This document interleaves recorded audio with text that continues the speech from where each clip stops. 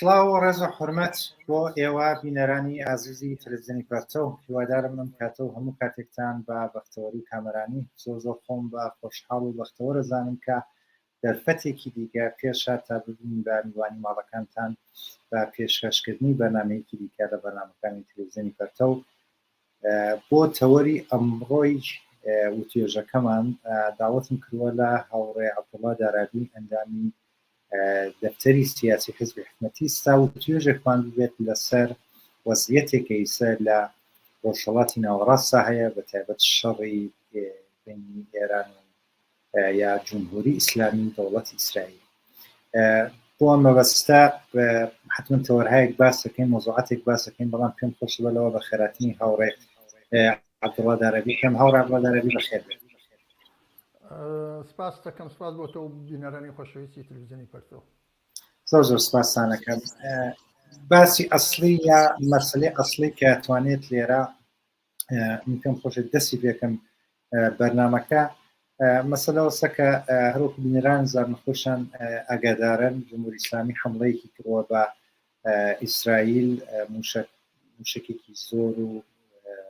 حەملەیەکی زۆر ئیسکار بەدەستکەوتەکانیان نییە. لە پاڵیشیا ئیسرائیل جوابێکی زۆر کورتی داوە سۆ، بەڵام هەم دەوڵەتی ئیسرائیل و هەم ئەوانە کە ئەوزای مەنتەقە زۆر خەنە بەرچاو بەرباس ئەو ئتمینانیان نییە کە ئەمەی جوابی نەهایی ئیسرائیل بێت. پێم خۆشی لە زوانی ئەوە بیویستم تا چه ئەنازەیەک بە بڕوای ئێوە ئەتوانێت ئەم وەزعیەتە کە هەیە بوێ بە شەڕێکی کلاسیک لە بینی دەوڵەتی ئیسرائیل و جمهوری ئیسلامی. زۆر سپاس. ڕاستەکەی قسە لە دوو دەوڵەتەکەی کە لە ابتدای بوونیانەوە لەو چون دروست کراون، هەردووکیان دروست کراون و تەحمیل کراون بە کۆمەلگا. یەکێکی ئێرانە کە هەموو دنیا زانێ ئەمریکا و دووەلی ئوروپا ئەمەیان تەحمیل کرد بە خەڵک بە کۆمەک و یاری ناسیۆنالیزمی ئێرانی و ناسیۆنالیزمی کورد. ئەمە واقعیەتێ بوو کە ڕوویدا. ئیسرائیلیش 76 ساڵ لەوە پێش دوای جەنگی دووەمی جیهانی پێش هەموو شتێ لەلایەن ئینگلیسەوە و دوای لەلایەن دووەلی ئوروپا و ئەمریکاوە دەوڵەتە دروست کرا لە نێو جەرگەی خاکی فەلەستینە. ئەم دوو دەوڵەتە بە شەڕ دروست کراون و شەڕیان پێ خۆش بوو و تا ئێستا شەڕیان کردەوە. یەکیانە 76 ساڵە لە شەڕایە، یەکیشانە 45 ساڵە لە شەڕایە. دەرنەتیجە هەردوو بۆ بەقای خۆیان، بۆ تەثبیتی خۆیان خەریکە هەوڵ و تەقالان و خەریکن تحتی عناوینی مختلف. یەکی هاوارەکەڵێت ئیسرائیل لەولاوەکە داوای خاکی 3500 ساڵی خۆیەکە کە هیچێکی نەبوو ئەڵە 3000 ساڵ لەوەبەر بالاخره ئەمان ساحەبی سەرزەمینێک بوون بە ناوی ئیسرائیل و ئەمیش لەملاوە بالاخره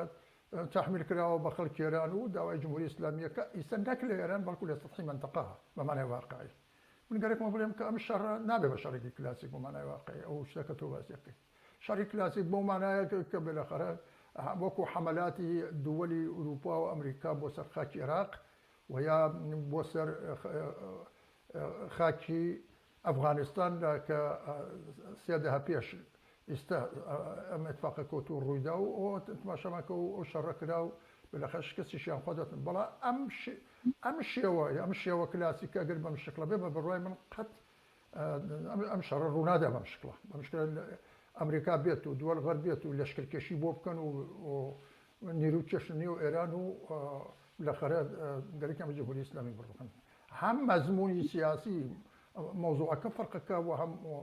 خەڵکیشم ئیجازە نادا. الآن خەڵک لە ئێرانە لەگەڵ جمهوری ئیسلامی شەڕێستی شەڕێکی تۆند 45 ساڵە و الآن ڕژیمیان بردەتە لەبی پەرگای مەرگ بۆ ئەوە بیڕوخێنن. لەلایەکیشە خودی ئیسرائیل بالاخره خەڵکی فەلەستین 76 ساڵ لەگەڵ یا شەڕەکە و قەتڵامە کرێ و کۆمەڵ بە کۆمەڵ کوژی لێکرێ و داوایەوە کە سەرزەوینەکەم بخۆە. من خاکی خۆمەوە ژیانی خۆمەوە استقلالی و دەوڵەتی خۆمەوە. بۆیە من گەرەکمەوە بڵێم کە ئەم شەڕە ئێستا شەڕێکی نیابەتیە، هەروەکو الآن 6 مانگ و چەند ڕۆژێکە خەریکە ئیدامەیە بێ لەمە تەجاوز ناکە کە موزەیەکە ئۆفتوخیزیە بێ بەم لا بەو لا قەت وەسلە بێت، بەڵام نابێت بەو شەڕە. هر ئیستا تۆ تماشاکە ئوروپا و دووەری ئوروپا و ئەمریکا و خودی ئیسرائیل لە تەریقی ئاوی و العان گەیشتنەوەتە نزیک دوورنی نایسە لە ئێران لەم لاوە بەلەخەرە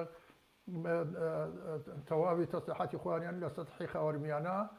هێن کردووە ئامادە کردووە و لە عێراق و لە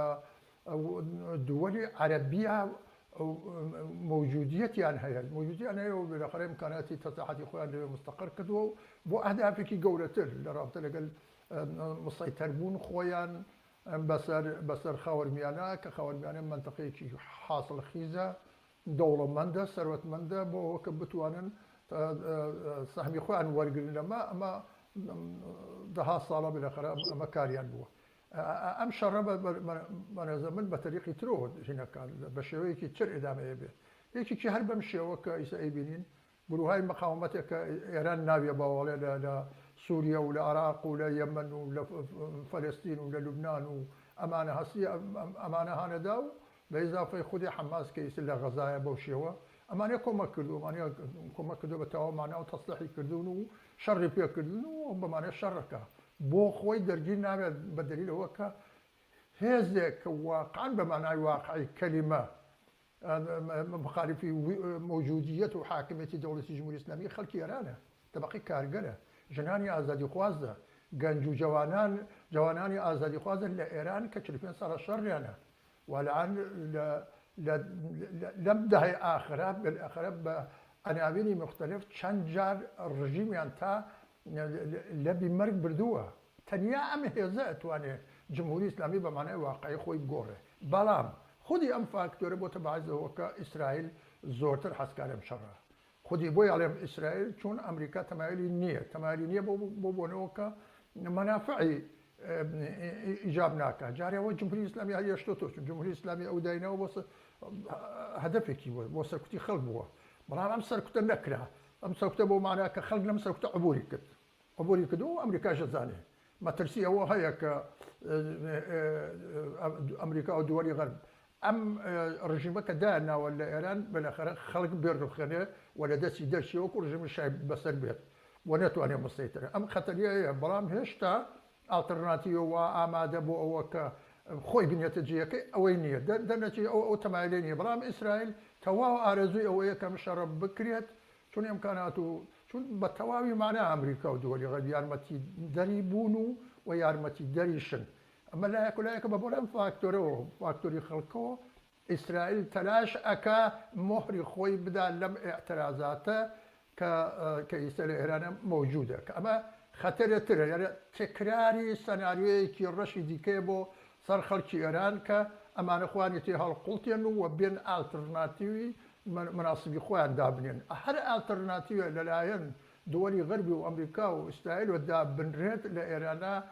کاسە هەمان کاسە و ئاشم هەمان ئاشە یعنی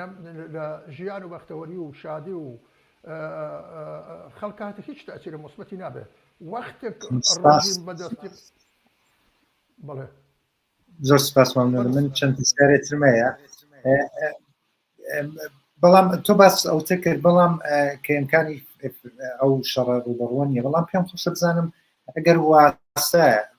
لەم وەزعیەتە جمهوری ئیسلامی و دەوڵەتی ئیسرائیل بە شوێنی چۆن چێ دەستکەوتایەکیان لە بەرچاوە کە هەوڵی بۆ دەن بگەن دەستخۆش جمهوری ئیسلامی بۆ ئەوە ئامادە نییە ئەوڵم ئەو با پێ بژبێن خەڵک مەجای پێ نادەن وەزعی اقتصادی خراپە وەقتی سیاسی لە نێو کۆمەلگاکە هیچ وڵاتی ئەلعان بەم چەشنە ڕوون و ڕۆشن بەدەست لە تەقابل لەگەڵ خەڵکەکەی خۆیان بالاخره قراریان نەگرتووە خەڵک ڕژیمی بە چالش کێشاوە ڕژیمی جمهوری ئیسلامی ڕژیمی خەڵکی ئێران نییە ڕژیمی تەبەقەی کارگەر نییە ڕژیمی ئازادی و خۆشبەختی خەڵک نەبووە و نییە دەرنەتیجە و ئەجزانێت کە ئەم خەڵکە ئەتوانن ڕژیمی جمهوری ئیسلامی بڕوخێن دەرنەتیجە بەم وەزعیەتەوە هەر هێرشێکرێتە سەری لەلایەن ئیسرائیل و ئەملا ئەولا دەرفەتێک بە قەولی خۆیان دەرفەتێ بازەکە بۆ ئەوان ئەم دەرفەتی شاکاتەوە کە ڕژیم بۆمباران کەن تۆبارانی کەن بە هەموو شێوەیەک محاسرەی اقتصادی کەن لەبارەی تجارەتەوە بەری پێ بگرن چی پێ بکەن و چی پێ بکەن ئەمە بۆ ئێران ئێستا چون ئێران شەڕی بەقا هاکە بەقا بۆ ئەو بمێنێتەوە ئەمری زۆر بێت تەمەنی زۆر بێت بەڵام بۆ ئیسرائیل بۆ تەسبیتی حاکمیەتە لە سەتحی منتەقە ئەوێ بە ئیسرائیلەکە لە سەتحی منتەقەی خاوەنمیانە ئەوڵ وڵات بێ و تەسبیت بێ و لەم وەزیەتە نەجاتی بێ کە ئێران بۆی فراهم کردووە و بلەخەر لە نێواری مەرزەکانی و لەسەر تاخواری بلەخەرە نیروی مقاومەتی جمهوری ئیسلامی خەریکە حملەی پێیەکە و ئەلان نزیک حەومانە شەڕە وێ من گەرەکمەوە بڵێم کە ئەم شەڕە بەقا بۆ جمهوری ئیسلامی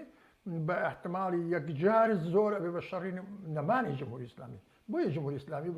بەمە حەز ناکە خۆیە پارێزە لەمە بەڵام تەلاش ئەکا بۆ ئەوە کە بەقای خۆی لەلایەن دووەری غەرب و ئەمریکا و حەفز بکە و هەر پێی بڵێن جمهوری ئیسلامی و ئەگەر کەمتریشی پێبەن هەر ڕازیە و خلاصە هێشتا نەگەیشتۆتە ئەو کاتە کە کاسەی زەهرەکە وەکو خۆمینی کە لە عێراقا شکستی خوارد ئەم کاسە زەهرە بنۆشێ و خەڵ نەجاتیان لێ بەدەست ئەو شەڕ مەڵوێران کردەوە در نەتیجە بەڵام بۆ ئیسرائیل موقعەتەکەی باشترین بکارەکە دوو هەدەفە پێچێت یەک ئەوەڵین هەدەفی ئەوەیە کە بەلاخره خۆی نەجاتی بێ بەدەست جمهوری ئیسلامی و دوومیش هەدەفی ئەوەیە کە دەستێکیش نەنیە و ئەم اعتراض و ناڕەزایەتیە کە 45 ساڵە لەلایەن خەڵکۆ دژ بە جمهوری ئیسلامی ئەڕوا بڕێەوە ئەمە بە نەفعیانتەواو بێ ئەگەر ئەم کارە بکەن چون من قسەکەم ئەوەیە کە ئەم جمهوری ئیسلامی خۆیان دایانناوە ئەم جمهوری ئیسلام بۆ معنە نییە کە ڕقیان بێ لێی بەڵام جمهوری ئیسلامی لە سەتحی منتەقە ئێستا منفعەت و بەرژەوەندی ئەمریکا و دووەری غەرب و ئیسرائیلی خستوەتە مەخاترەوە واتی ئەمەی خستبێتە مەخاترەوە با تەوجب بە چەند قوتبی ئەمڕۆی جەهان لەولاوەت مەشاکش رووسیە لەولاوەت چینە کەمانە ڕقیب و حریفن در نەتیجە ئیتر لەمە زیاتر بەم شکڵیانە بەم شێوە کە جمهوری ئیسلامی قەت زاهرەکە بە نەفعیان نییە در نەتیجە بەرەزەر من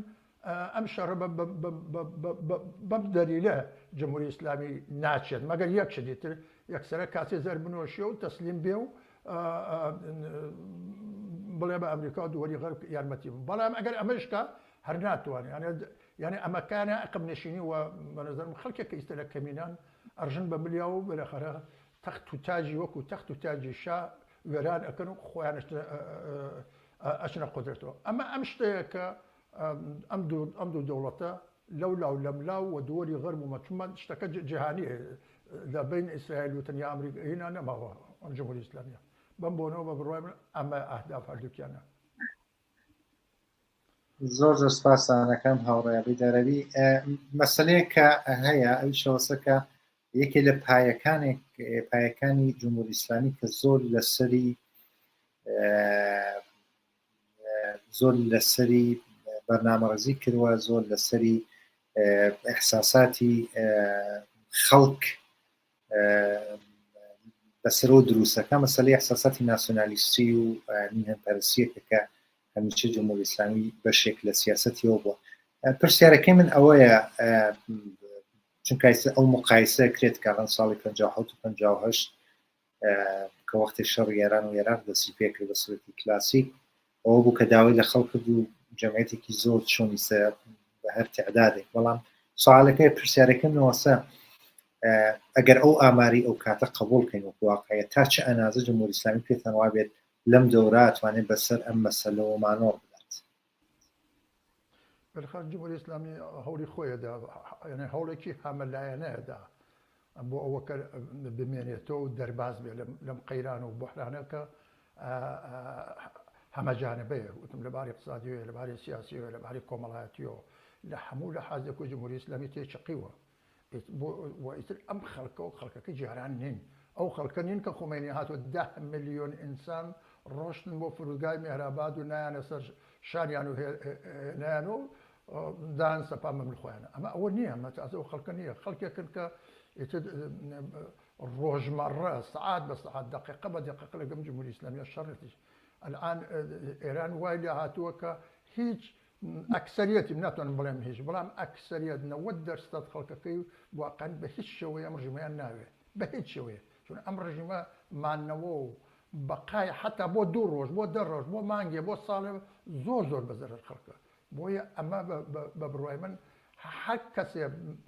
هەر تەلاشەکە جمهوری ئیسلامی بیکاو کە ئەیکە هەموو ڕۆژە بە شێوەیەک بێخرێت تەلاشەکە باسی وەتەن کات و حتا دەست لە ئیسلامەکەی بێژە ئیسلامەکە کەڕۆمەکە و وەتەنکە و وەتەنی ئێران و فڵانکە و فیسارکە و خەڵک ئامادەکە بۆ ئەوەکە شەڕی بۆ بکەن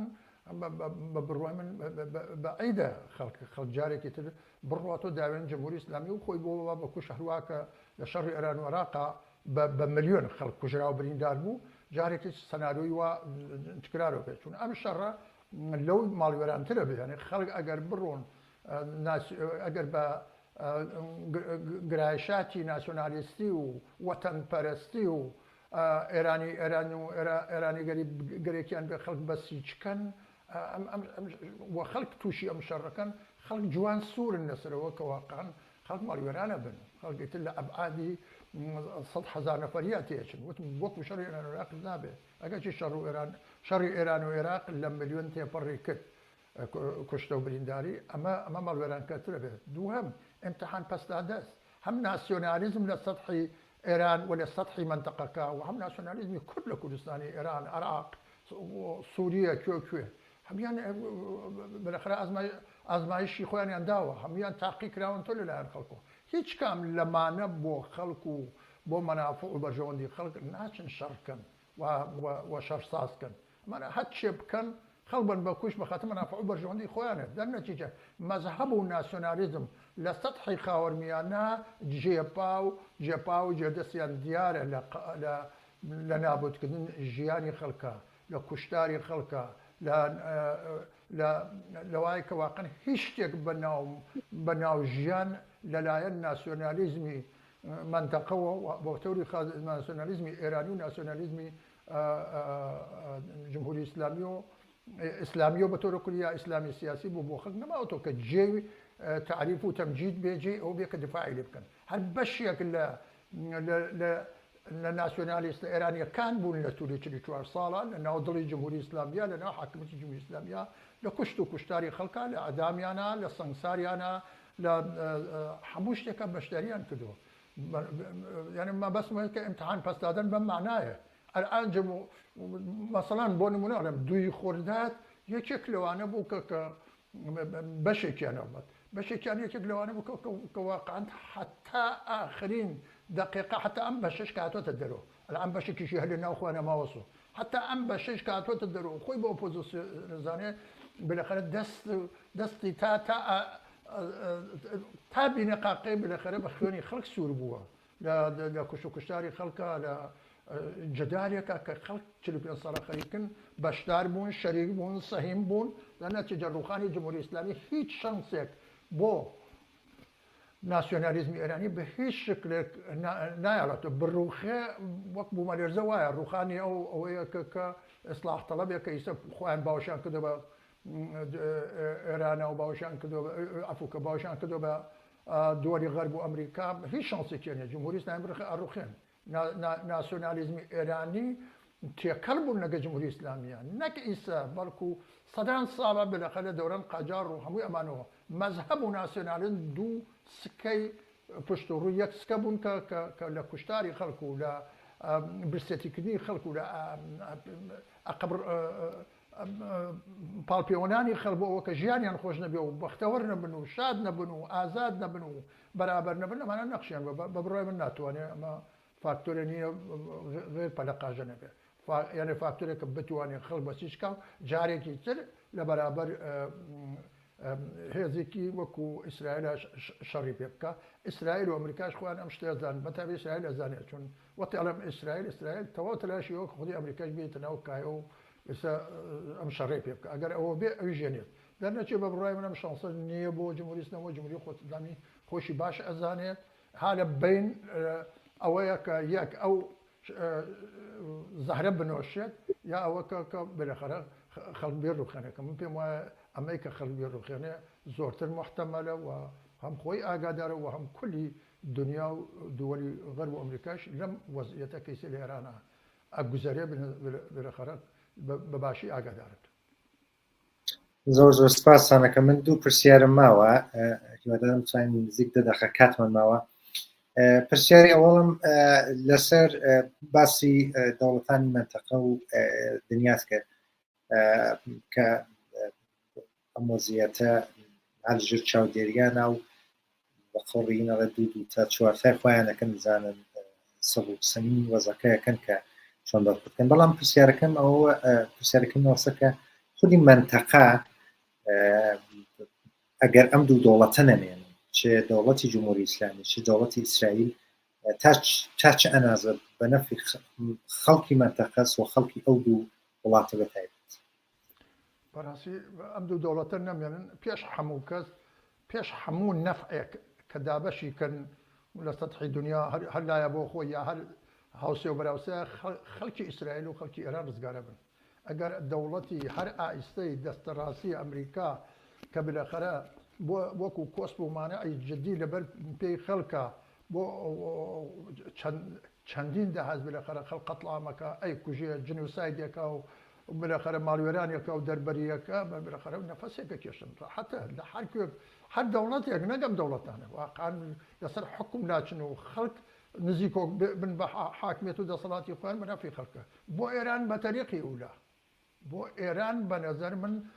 جمهوری ئیسلامیە کە ئەمریکا و دووەلی غەرب تەحمیلیان کرد بە خەڵک لەگەل بە کۆمەک و یاری ناسیۆنالیزمی ئێرانی کە لە ئەوەڵیشەوە ئیشارەم پێ کرد بالاخره ئەمە شتێکی قەتعی و ڕوون و ڕۆشنە کە خەڵک نەتەنیا خەڵکی ئێران جمهوری ئیسلامی بڕۆخێ خەڵکی دنیا ئەو کاتە ئەزانن کە چی کردو بۆ یەک بە نەزەر من لە شادی ئەم خەڵکە بەشدارە بن کولی خەڵک بۆیە من ئەم خەڵکە جیاکەمە لە دەوڵەتەکان واقعانە ئێستا لە هیچ کوێی دنیا دەوڵەتێک نییە لە چوارچێوەی بەژەوەند و مەنافعی خەڵکە کارکە هەمووی بە زەرێتی لە ئیتحادیە لە ئوروپا و دووەلی ئوروپا و بیگرێت تاوەکو ئاخرەکەی ئێستا مەسەڵ کەسێ ممکن لە ئێرانە ئەوە ژیانی خراپە ێژە بێت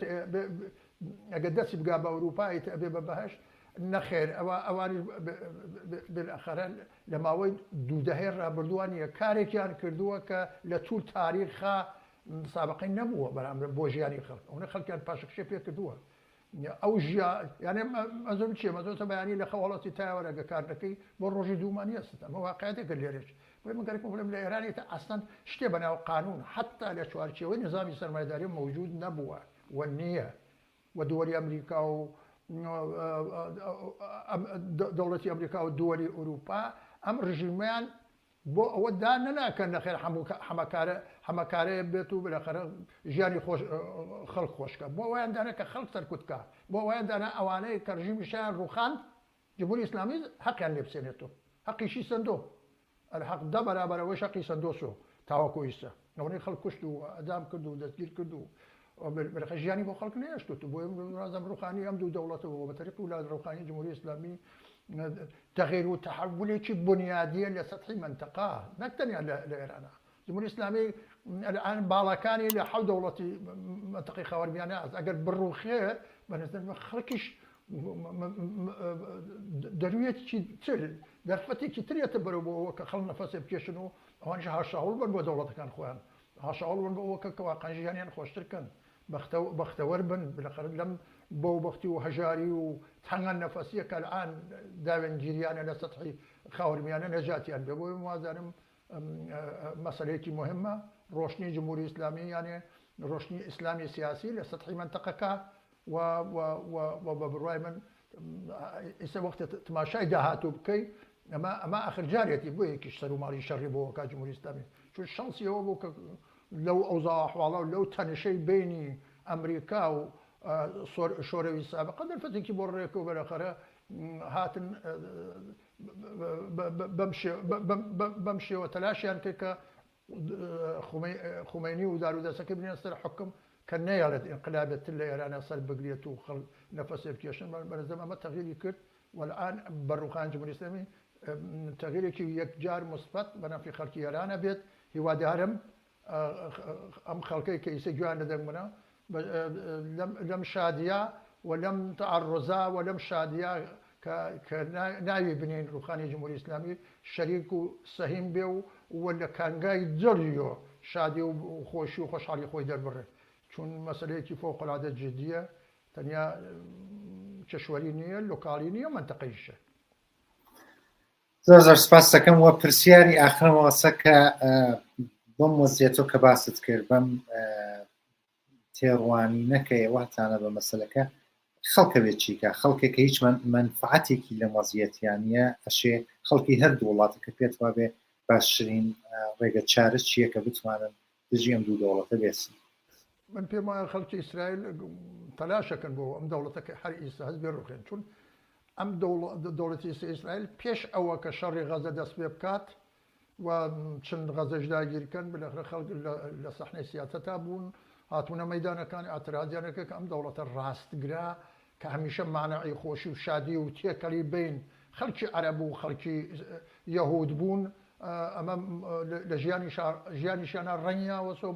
دەرنەتیجە خۆشحاڵم بۆ تەلاشیان کردووە کە بڕوخێەوە ئێستا زۆرتر لە جاران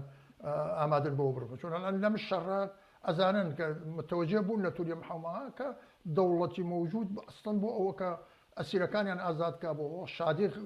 خاتە بین خەڵکی عەرەب و خەڵکی ئیسرائیل بۆ ئەو ئەم شەڕە 76 ساڵەیە تەواو بێت لەسەر ئەمە نییە لەسەر ئەهدافی خۆیەتی لە سەرسی مەنتەقا و پەرەبسێنیە و تەسبیت بێ و مازرەتم بێ بە کەڵەگای مەنتەقا ئەمە لایەکی بۆ جمهوری ئیسلامی بە بڕوای من عینی شتە کە ئەبێ خەڵکی ئێران هیچ ڕێگەیەک غیر سەرنگونی جمهوری ئیسلامیان بۆ نەماوەسەوە یعنی بە هیچ شێوەیەک نە بە تەمایار ئەمریکا بن نە بە تەمایار ئیسرائیل بن نە بە تەمایار کەس بن 45 ساڵە هەموو ئەمانەتان تاقی کردووەسەوە و تەنیا شتێکیش ئەهرمێک وە فشارێک کە جمهوری ئیسلامی جمهوری خودی خەڵکە هیچ کام لەم ڕژیمانە لە ئەمریکا و دووەری غەرب و ئیسرائیل و بیگرێتە ئاخرەکەی بەم شێوە کە ڕژیم بڕوخێ و خەڵک چێتە جێەکەی و نەفەسێک کێشێ بۆ هەمیشە ئەمە نییە ئەوان ئەگەر ڕژیمی جمهوری ئیسلامیش بڕوخێ تەلاش ئەکەن ئەمە بەقەی شەڕەکە مهمە ئەمە کە گەرەکمە بیرن تەلاش ئەکەن حەدیسانەوە لە نەوەی خۆیان چۆن ڕژیمی شارۆخۆ ئەمیانێنە نایانە جێەکەی جمهوری ئیسلامیان ناوە جێەکەی هەر جەریانێکی تر بنێنە جێەکەی شە مەنفعەت و بەرژەوەندی ئەوان بپارێزێت دەرنەتیجە تەنیاشتێ بۆ خەڵک ماوەسەوە ڕوخانی جمهوری ئیسلامی و استقراری دەوڵەتێکی شورایی لەسەر ئێرانە لەژێر پەرچەم و چەتر تەبەقەی کارگەر ژنانی ئازادی خواست و گەنجانی شۆڕژگەر و انقلابی ئەمە تاقە ڕێگەیەکە کە خەڵکی ئێران هەسی و خەڵکی ئاگاه و متەمەدنی دنیاش ئەم ئینتزاری لە خەڵکی ئێران هەیە کە سەناریۆی ڕەشی دوای ڕوخانی ڕژیمی سەڵتەنەت بالاخره نکات ئەوە کە دووەری غەرب و ئەمریکا دەست و پەیوەندەکانی دووبارە ڕژیمێکی تر بێنەوە بۆیە هیچ ڕێگەیەکتر بۆی ئەڵێم هیچ ڕێگەیەکتر واقعا ئەگەر ڕۆژێ جمهوری ئیسلامی زیاتر بمێنێتەوە ئەو ڕۆژە زایری زۆرتر ئەو ڕۆژە حتمما تعدادێک ئەکوژرێت تعدادێک